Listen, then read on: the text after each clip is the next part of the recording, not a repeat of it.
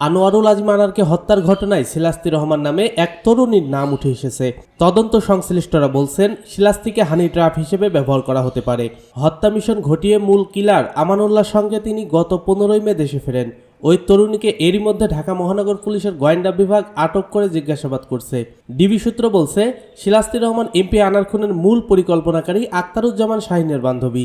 তার বিষয়ে বিস্তারিত জানতে তদন্ত অব্যাহত আছে। কলকাতা সূত্র জানায়, যে ফ্ল্যাটে এমপি আনারকে খুন করা হয়েছে সেখানে 13ই মে দুজন পুরুষ ও একজন নারী প্রবেশ করেন। একদিন সেখানে অবস্থানের পর ফ্ল্যাট থেকে বের হয়ে আসেন এক পুরুষ ও এক নারী। ধারণা করা হচ্ছে ওই নারীই শিলাস্তি। 13ই মে তিনি আমানুল্লাহ ও এমপি আনারের সঙ্গে ফ্ল্যাটে ঢুকে থাকতে পারেন। ঢাকার ডিবি সূত্রও বলছে, তাদের ধারণা ওই নারী শিলাস্তি, কারণ তিনি 15ই মে বিমানে দেশে ফেরেন। তার সঙ্গে দেশে ফেরেন মূল কিলার আমানুল্লাহ।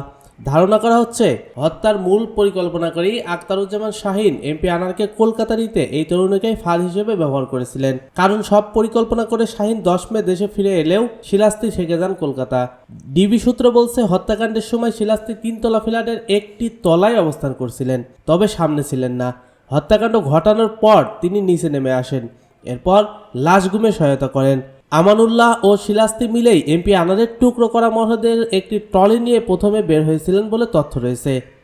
ডেস্ক রিপোর্ট, দ্রুত খবর।